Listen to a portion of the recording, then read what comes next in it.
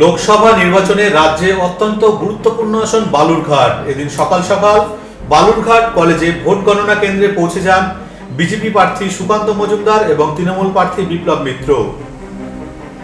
লোকসভা নির্বাচনে এবারে অত্যন্ত গুরুত্বপূর্ণ আসন বালুরঘাট। এদিন সকাল সকাল ভোট গণনা কেন্দ্রে পৌঁছে গিয়েছেন তৃণমূল প্রার্থী বিপ্লব মিত্র এবং সুকান্ত মজুমদার বিজেপি প্রার্থীও পৌঁছে গিয়েছেন বালুরঘাট কলেজে।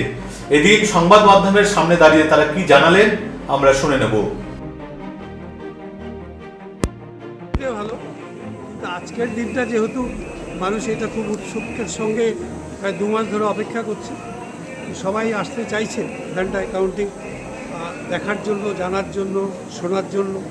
তো সেই জায়গাটা সেটা একটু হ্যাম্পার হল। কি আশা করছেন? ফল জিতবো দাদা।